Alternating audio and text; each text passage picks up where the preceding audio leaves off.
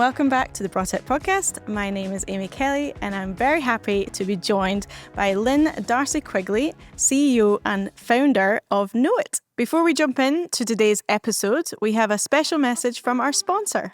Since 1994 in the U.S., Televerde has been employing incarcerated women and training them to be sales development reps and inside sales reps that represent some of the biggest brands in the world. From founding, we have been involved with tech companies, so we are pleased to sponsor the Braw Tech Podcast in support of women in technology. Thank you so much for coming along today, Lynne. How are you? I'm very well, and thank you for having me. Thank you for making the time to join us. So just to kickstart, can you just introduce yourself, tell us a little bit more about yourself, your background? Sure, yeah. So, as you said, Lynne Darcey Quigley, CEO and founder of Know It.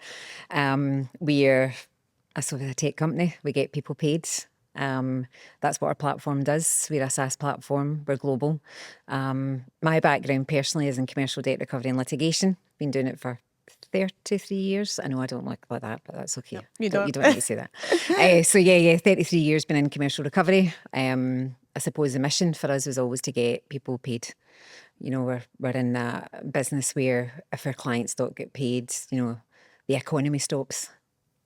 And that's how serious we take it. You know, so that's our mission. So that's what the business is all about, always has been about that. Yep, money is no laughing matter. We need cash flow. Everybody needs cash flow. Yeah, and you're speaking to an independent here. So this is like, Absolutely, you're talking my language. We need to get paid on time. Absolutely. So just, you know, tell us a little bit about why you started it and, you know, where did the name come from as well? Yeah, so started Know It actually just like during the pandemic, really. The software is really targeted for SMEs, you know, so there's 6 million SMEs in the UK. And we didn't really, they don't have access to a lot of data, you know. All the PLCs and, you know, the major global companies will have access to really good credit data. They can look at risk and they can understand risk. When you're an SME, these things are not that important to you and you really don't get access to a lot of data. So for me, over many years of suing loads of people over my time in recovery, I just understood that the real benefits of giving this software product to small SMEs would be absolutely fantastic. And there wasn't anything else in the market, you know, so we decided just to take a bit of a punt, as it were, and just write this software. So we were doing it on a manual basis, but it was only when someone came to us and said, can I have help, we would assist. But we didn't have the reach, and we knew the software would allow everybody easy access to this type of data if I brought it all in the one place. So that's what we did. So yeah, March 20, right smack bang, right in the middle of COVID when it just started, we went, right, let's do the software.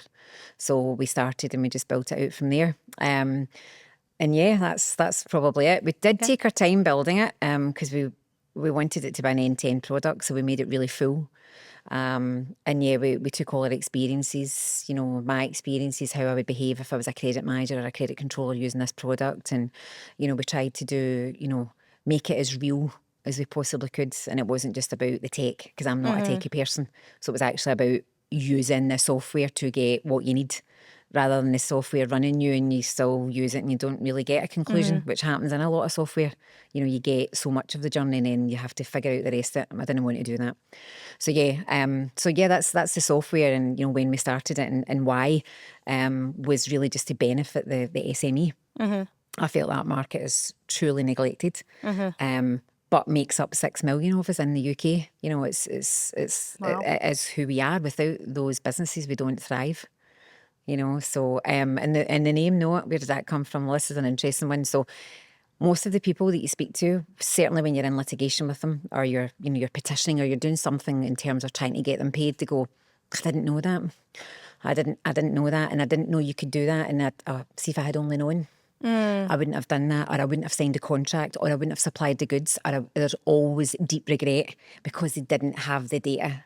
They didn't know. And that's where it came from. We went, you know, you subscribe, you'll get to know everything that you need, and then the mistake's on you. You can hold your hand in your heart and go, I made a proper decision to actually give them credit or give them product or give them goods, because we gave you the insight to actually read what the customer was doing and how it would affect you. So that was where it came from, because, and still even today I hear that all the time, I didn't know. Only if I had known. Yeah, Use the knowledge is power. platform, use the technology, put your data in. You'll see in minutes what your customer looks like. Customers are always going to tell you that they look fantastic. They're never going to tell you they look rotten and can't pay anybody.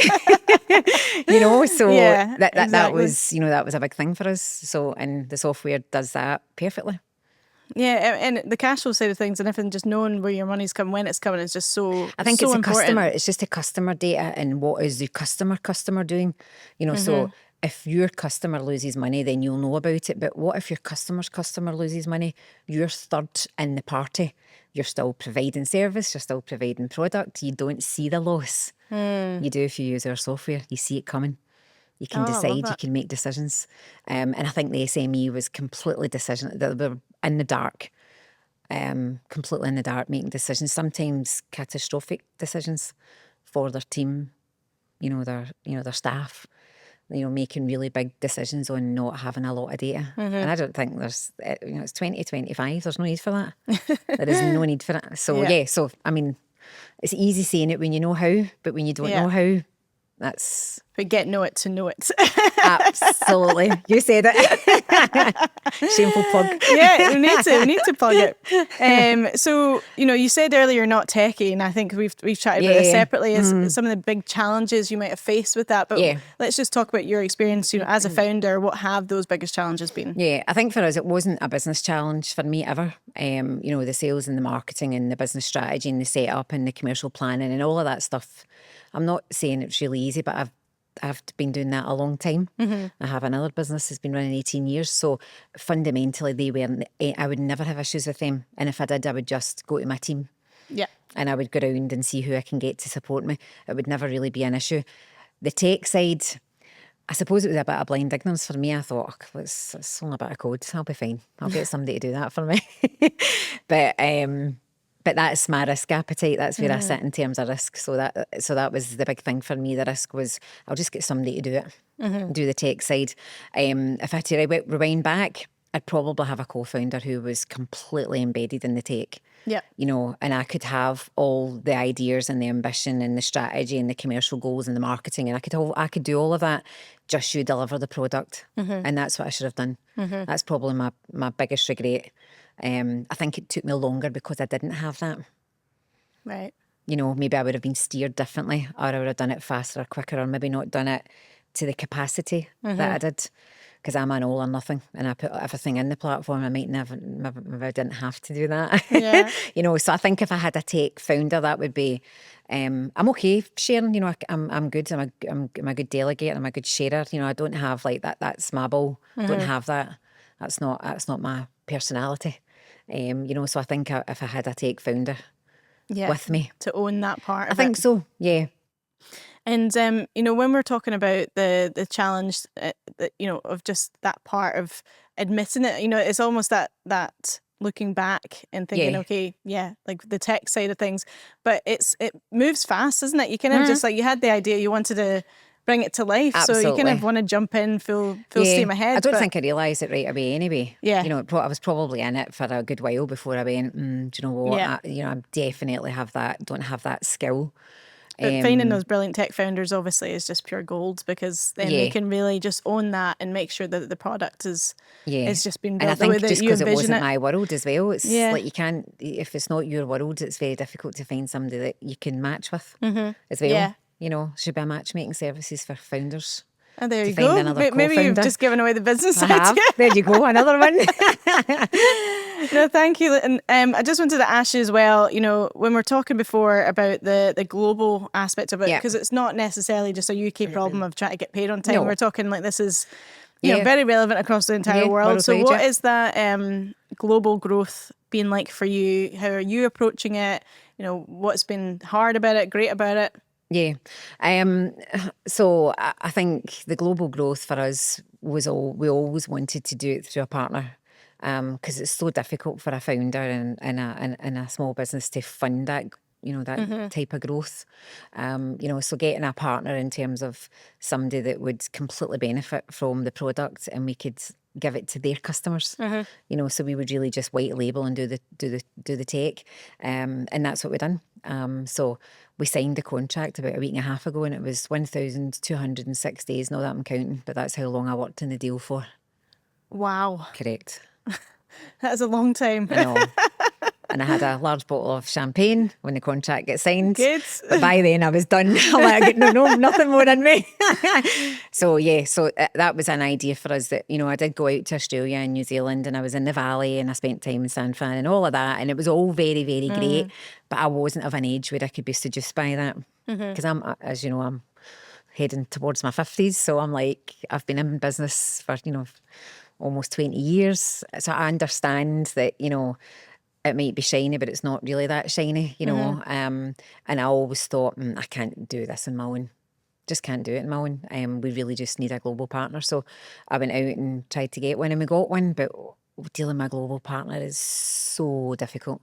Yeah. Like, they move at snail's pace, and all the checks and balances and all the due diligence, and it's a nonsense. Absolute nonsense. And if I had to give something to anyone back, I would be like, you need to make sure that you dig into that piece instead of just going at their pace.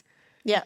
As in, like, putting all that, kind of the KPIs into that. And just saying, the urgency, like, you're just going, okay, and there's a bit of you that's going, I don't really want to tell them to hurry up, just in case it falls apart. And that's not typically like me, because I'm not that, I would typically just go, come on, let's go.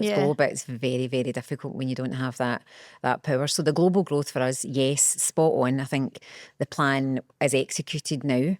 Now all the hard work needs to begin. And I think that's okay. That bit of it I'm not worried about at all. It was really just getting the partner. It was interesting what you said as well about the funding, the global growth, and that's why you went for the partner. But, compared to maybe some other founders, like, oh, we need to get the investment to grow globally. But we've talked about this in the bootstrapping side of things. What's that been like for you, considering the investment side or not considering it? I considered investment for about 6 months, and I pitched for about 6 months, and I thought, I'm not doing this, too busy, I can't be bothered with it. And I know that's really callous, but I was also in a different position where, I've got a business that's running, I make money, so I could invest that money. So I suppose it's not one fits all. I think I'm very different, the fact that I could take money and invest it into this product, and I didn't need anybody else. Didn't need anyone else's money. I had my own money to do it.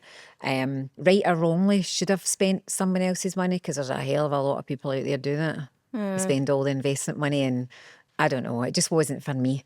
And I thought, I would rather work in sales and marketing, get the product right, get to market, do all the stuff I enjoyed doing, instead of sitting with investors in meetings and, having to convince them that my product was the best one to invest in. I just didn't want to do it. Yeah, it's a massive time cost to just founders. Didn't want to do it, and I've got a young family, and I just didn't want to do it. I just wasn't. I wanted to go to the hockey and go to the tennis, and I wanted to spend time. I just didn't want to do it.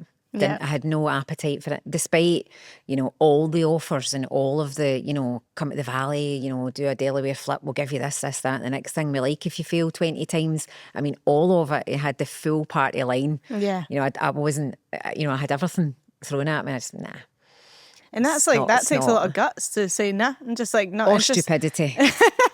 There is an absolute border there, So I'm not going to say I'm either one or the other. No, I think it takes a lot of guts, because I think that it said, it is a narrative you find in all founder ecosystems worldwide, talking about the importance of investment. But I love when I speak to founders that are bootstrapped and they have taken it, in the sense of the sales and marketing, making sure there's customers there will buy their product, growing that way. And I think that's amazing. That's such a fantastic way to grow.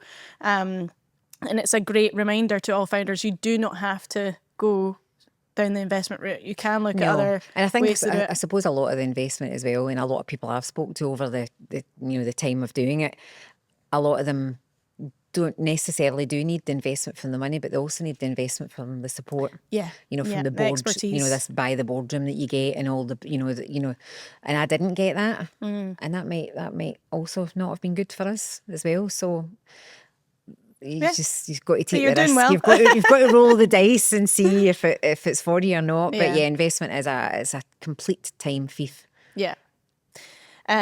Let's talk about a little bit the support you've had here in Scotland, because growing it from Scotland, we're always trying to either inspire more future tech founders in Scotland, or just to be able to promote Scotland as more than just these stereotypical things that people say when you ask, tell me, what do you think of when you think of Scotland?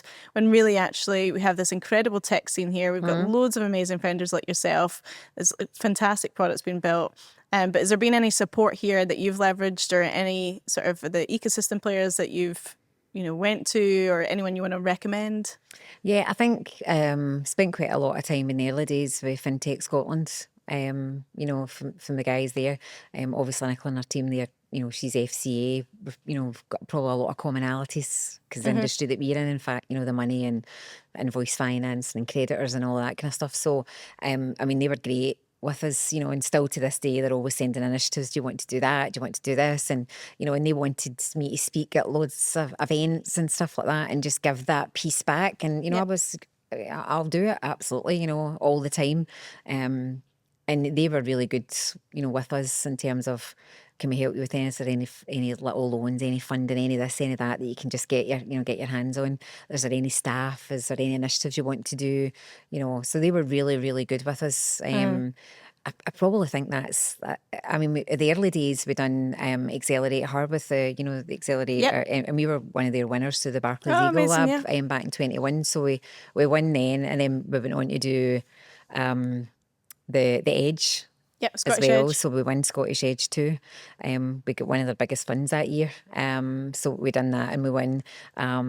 Yes, the support in Scotland, I think if you want it, it's there in abundance. I think because I probably, sometimes I'm just a bit too old for my own self, and I've got a big enough business where I can go around and go to my own CEO and my own financial controller. I've got the, I can go to my head of market, and I can, so I've got people in my actual office as well, But anything, stupid questions, I send to FinTech Scotland all the time. Yeah, and we were talking earlier about but we were talking that you've got all your folk in the office with you all the time. Yeah. And I think that's actually an interesting point, and I'm just going to fling this at you, but you know, how you found that actually bringing people back in full time to the office compared to now. There's so many people talking about, no, we wouldn't have people back in the office, but you're enjoying having everyone back in. Yeah, I think for us it was just, I suppose it was a combinations of a few things on why people wanted to come back. We had a lot of people who, were single, they were on their own, they were living on their own. So really their work, their home, their couch, their telly was all they really had, so they were, and they miss us as a team. I think for us, it's always about collaboration. We're always whiteboarding it out. We're always, we are an office like that, and I've built the business like that. Everybody that works for me, we know everything that's going on. We're really are very, very close to each other. So I think when they had the opportunity to come back to the office, they were like, right, we're coming back, which was fine. But since then, we've probably added about 15 heads on to like our current staff. Right. That's the challenge, getting people who are used to being at home and getting them to then go, if you want the job, you have to be here 5 days a week. And let me try and explain it to you. And when you get them in, they're probably a bit like, oh, okay, I'm doing it because I want the job and it sounds great. But see, after a while, they actually turn around and you go, I'm so glad I've done this. It's just they forgot what it's like. Well, it's a big energy shift. It's a big habit shift. It's everything. And the pace is just immense. It's like not sitting in a Teams call for 45 minutes to talk about something. If you just walked over to my desk, we would have had it resolved in a minute. We're not big enough. There's so much red tape. Just have a conversation. Right, go and do it. Let's knock it out the park. Go and do it. If it makes sense, let's do it. So I think we've hired probably in the last year about 15 people in the last year, and as I say, most of them have came from completely remote or hybrid remote. And now they're in the office 5 days a week. It's a big change for sure, but I think it's a change for them, not for us. We're all like, this is what we do. Compared to now. But I think it's okay. I think they're getting on with it and liking the job. And as I say, it is so fast. They probably don't see the days going by anyway. Yeah, I think it's the environment basically. If you're going into the good environments every day and you're happy to be there, that's what speaks volumes. I interviewed somebody last week and they said to me, can you tell me about the culture? And I went, you're asking the wrong person. I says, why don't you just open the door and go out there and ask them? Because they'll tell you the truth. No point asking me, I'm going to tell you it's wonderful. Yeah. You know, so But go into the thick of it. Aye, culture's massive, isn't it? And I think if you get everybody in the office, you can really create that culture. It's really, really good. So we have specifically in this series of the Braw Tech Podcast focused only on women entrepreneurs, tech founders that we have here in Scotland. And like yourself, you know, fantastic women who have just went right out there and started businesses. And we have wanted to almost inspire more women to think, you know, if I've got this great idea, I could actually run with this and I can make this a reality. So do you have any advice for women that might be listening right now that are sitting on something and thinking, do you know, maybe I will do that, but just need that wee bit of a push? I know. I mean, the advice for me probably is just make sure it's really planned well, you know, because execution is really, really, you know, the planning and execution is really critical. Yeah. But how do you tell someone to do it? You know, that's the hard thing. I think it's easier when you're younger, because I started when I was younger and I didn't have any commitments in any family and any, you know, I think the older you get, the harder it becomes to pull your life away and really start. So, you know, if you're coming out of uni, you're graduating, or you're young and you go, this is my moment, you just really need to do it. Yeah. Because your moment will never come in 10 or 15 years when you're married and you've got kids or whatever, you know, it just changes. Life changes. Life does change, yes, absolutely. Would I have done that today, what I would have done all the years ago? Probably not. Well, maybe. But it's easier looking in a rear view mirror, isn't it? Because you can always go. But yeah, I think just do it, you know, plan it out, and it'll make sense to you. Always put your numbers to it, but numbers are critical, because you can't be airy-fairy. If it doesn't make sense, it doesn't make profit, you don't do it. And you need to start out with profit in your mind. How much am I going to make? How am I going to do it? Many leads am I going to get? Many customers do I need? And you need to drill into all of that. You need to be really, really prepared. When do I break even? When do I make money? When do I do this? When do I reinvest the money? You know, when do I start hiring people? You know, when's the growth coming? And that's the thing, I think, that people just coming out don't realise the business side of having something like a great product, because you need the other bit. Yeah, just having that business plan, I think that's great advice, is sitting down and having that actually mapped out more than beyond the idea. Nobody says it needs to be perfect. Yeah. And nobody says you're going to execute all of it, right? You can probably rip it up 20 million times throughout your journey and go, that was rotten, I'll never do that again. You know, and you need to forgive yourself for making mistakes. And the minute you make the mistake, cannot drag that about you. Yeah, I like that advice. Yeah, because you'll just take it everywhere with you. And I've made loads of mistakes, but you just need to leave it.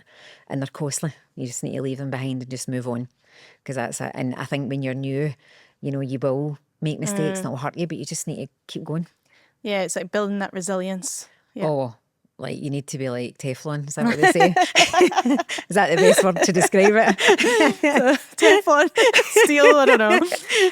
But I think that's great advice, you know, for just women that might be considering getting into business. And but then also, you know, based on some of the things that you've already said as well, and when we're thinking of early stage founders and some of the things you were saying at the start, like, oh, I wish I could go back and I'd do that differently, and the tech co-founder, all these sort of things.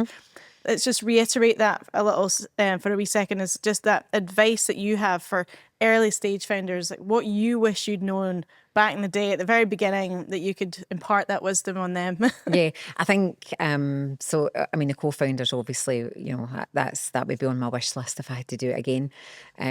Secondly, I have learned a lot about tech, and I didn't really know anything about it, and I tried to learn. Whilst I wasn't that interested, I have to be honest. But I think if you know, a new founder would really need to make sure they've got some grip on that. And another thing I didn't know is how quick or how not quick code moves. Because I'm like, just write it and hurry up. And everybody's like, it just doesn't work like that. And that was a huge shock to me. Yeah. It's going to take me 3 months to do that. And I'm like, sorry, what?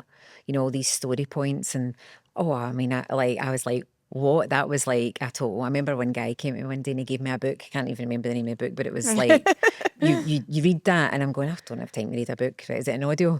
You know, that's my shortcut. And I actually did listen to it in the car for ages, and it was really just, you could hire 2 developers and hire 20 developers, but you'll never get your product any quicker. And I'm going, in the real world, that doesn't make sense, right? Because I know if I bring in 12 salesmen, I need to give them 12 times the leads and they need to close 12 times the business, right? It's math, isn't it? Well, that was in my mind. Not like that when you're writing a product. And that's the only way I can explain it. It's not the way you would think it is. You go, okay, so if I put 6 devs in there, can I get it in 2 months? No. Because this is It's a whole other ball game. oh, so yeah. Yeah, I think that's a really good advice for commercial founders. If you are coming in with the same, for sales and marketing people that were just like, we move fast, we like to It's a numbers game, isn't it? Yeah, and you see it that way, whereas like there's like this very it's different almost a craft. disconnect. It's a complete disconnect. Yeah. It's like the two worlds should never collide, and I get that. I understand. And I hired a product manager once, and she sat firmly between the business and the dev. Because there was a lack of understanding from all of the commercial team on even the basic chat, what the team were saying, just anything, just everything that they would say, and we're like, what? It's almost like we needed an interpreter. Yeah, because we were just so like far removed from building that tech company. So yeah, you need to get close and you need to get someone, and I think that's where the co-founder bit comes from me, because you would have somebody who's got the same investment as you, the same interests, the same goals, common goals. They lose, we all lose, whereas only one person losing because everybody else is getting their salary. Yeah. So that's the difficult thing for solo founders. Yeah. Aside from the tech and the co-founder side of things, is there anything else that you wish you'd known back at the very beginning? But probably how hard it was. See if somebody sat me down and went, this won't work overnight. So the business model that I'm in just now, we realise revenue within 70% of revenue within the first 30 days. It's fast. And I just couldn't compute.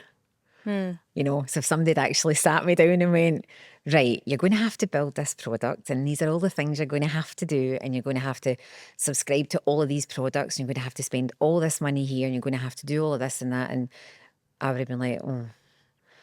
Sounds like a lot of work. Yeah, and not that I'm work shy at all, but I think the longer it takes, the more money it takes, and then the less profit you get.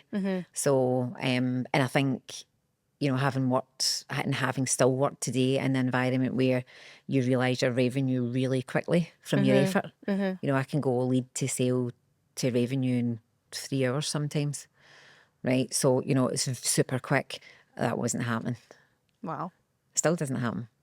And what is the growth like for Know It right now? How's the business doing? We're currently selling the product to our current Darcey Quigley customers, which is awesome. So we've got already the buy-in, which is nice. We pick up our leads from, all the app stores that we're on, because obviously we're in like Xero, Sage, QuickBooks, Free Agent. So we're on the app stores, so we get that flood of stuff coming through. We still have to demo and convert. So we're on a free trial as well, which was something completely alien to me, because there's nothing free in business. Whereas this product to premium.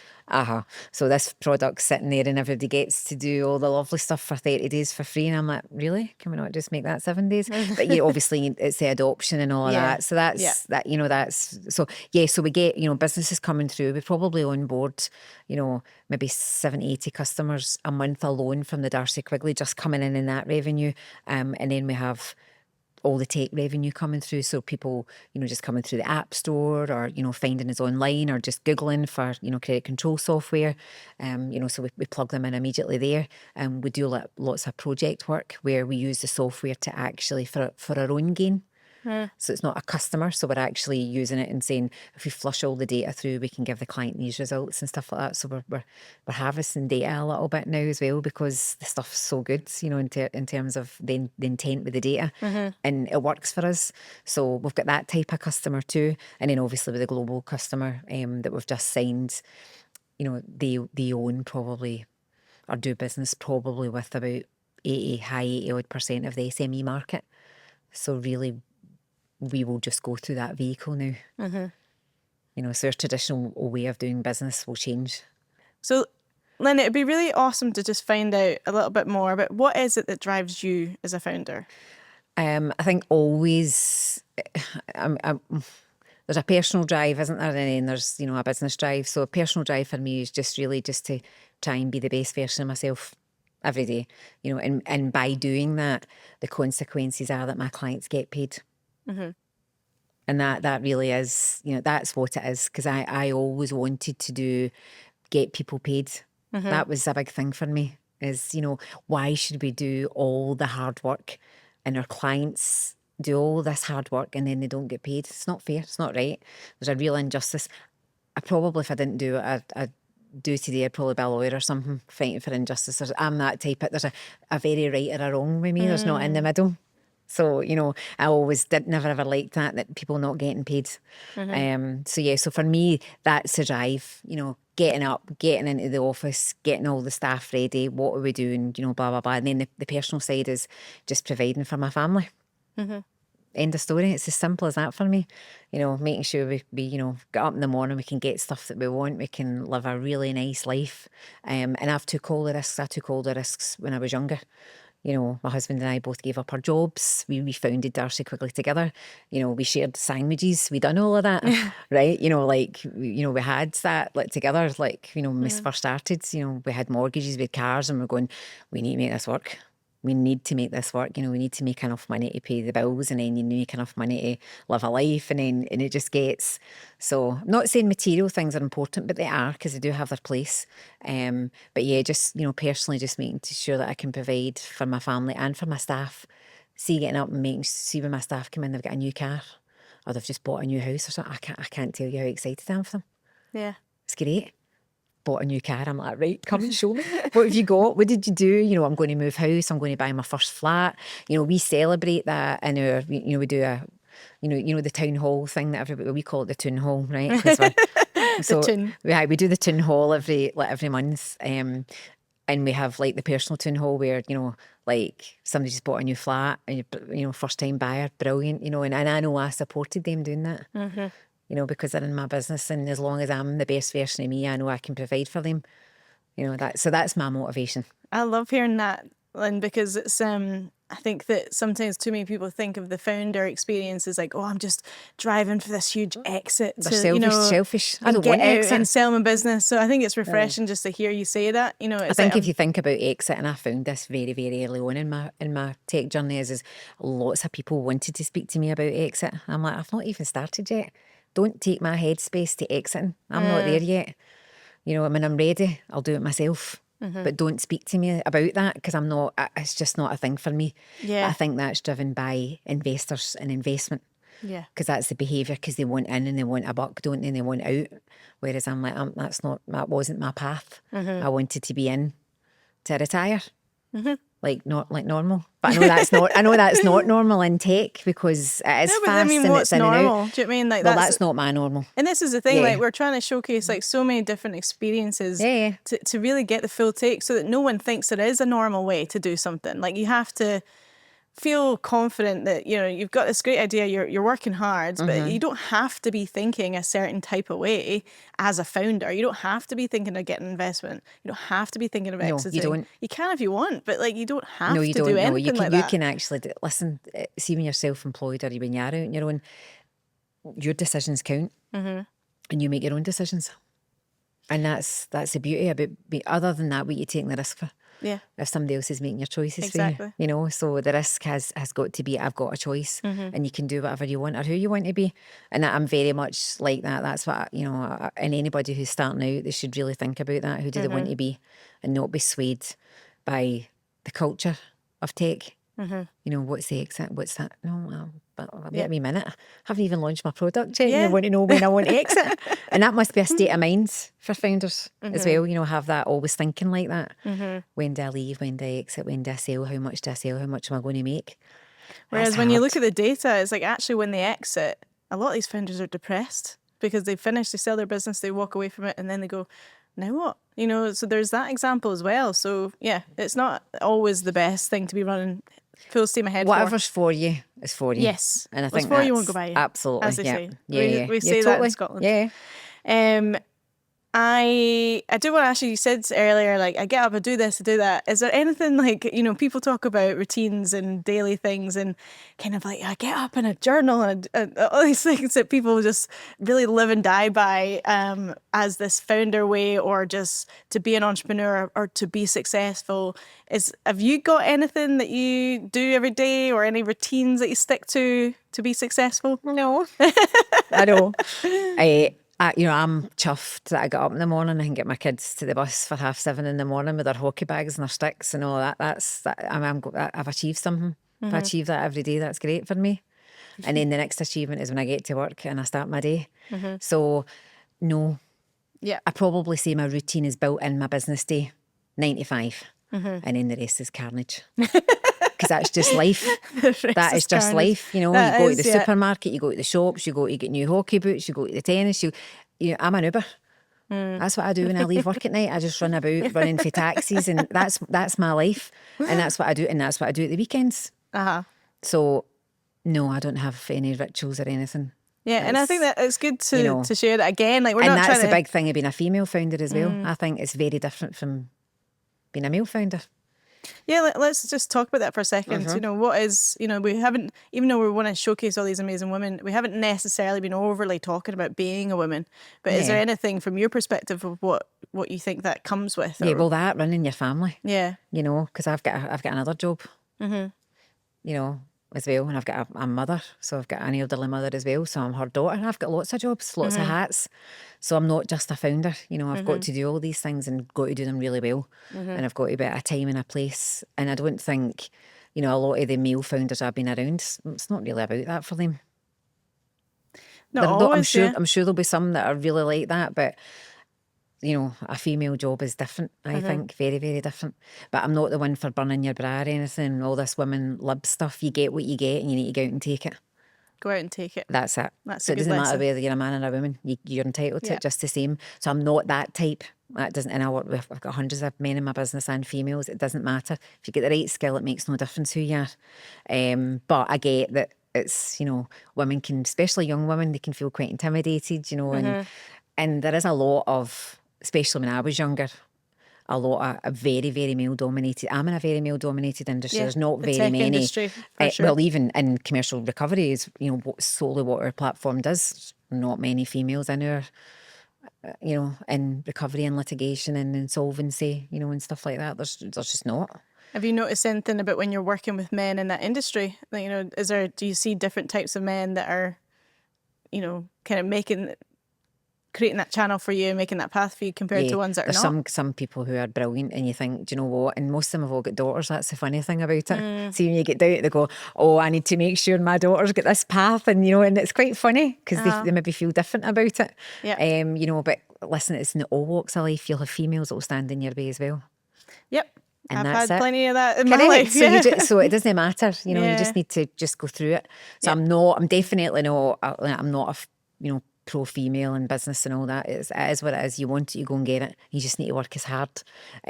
Has being a female stood in my way? Under no circumstances. I wouldn't let it, but that's my personality. So it just depends who you are. It's a hard one, that, because if you get a really good idea, but you're quiet and you're soft, but you're intelligent, and that must be hard. I just don't have those characteristics, unfortunately. And I do meet people like that, and I think, good for you. Yeah. Yeah, it's all down to who you are, and I think that's empowering just to hear. It doesn't matter. And the older you get, the tougher you get. There's no doubt about it, and the more you see and the more mistakes you make and everything, it's like the school of hard knocks. It is, and I know that's not, people don't want to hear that, but it's true. The older you get, the better you become. You make better decisions, and you've got better people around about you, especially when you start to make a wee bit of money, because the money allows you to make better choices, and you can hire better people. It's fact. Love that. So just a couple more questions. Sure. Right. So just to kind of pull back to obviously what we're trying to do with the Braw Tech Podcast is connect us to the rest of the world. We're not just this channel to speak to people in Scotland. We're actually speaking to people all over the world. We've seen a really great global audience engaging in this content who have been interested in what's happening, especially a lot of folk in the US, which has been lovely. And we just want to give someone a shout out that's in a different part of the world. So is there anyone that you want to give your global shout out to? Yeah, there is. Raoul, he's Button. So he's an invoice finance product that's embedded in products in Australia. And when I was out there, somebody introduced me to him, and he was just a total free spirit. You know that. I'm in a world. I know what I need to do in this world, but I'm quite happy to give you some of my time, and I'll talk to you, and I'll let you talk to me, which I think is fantastic. Because I suppose me looking at him, I thought, well, he's made it. He's doing what he's doing. His product's embedded everywhere. He'll be making money. He's got good customers on there, and he's done what he had to do, and he's done all the graft. But he was still wanted to speak to you. Could we work together? Is there anything we could do together? Could I come to the UK? Could I do this? Could I do that? I'm going, I want to come to Australia. Could I come to so there was and I just thought he was brilliant, and he was quite individual as well. He was like closing all that or never. I quite liked him. I was like, he's done it. He's embedded his product, and and it's there, and it's functioning, and it's working. I'm sure under the covers, everybody talks about everybody's, it's manic, and I'm sure it is all of that. But it seemed as if it was just taking a stride. Nice. Quite like that. Amazing. Yeah. Thank you so much, Lynne. So just one last question for you. Yeah. If you can sum up your founder journey with one word, what would it be? Mental.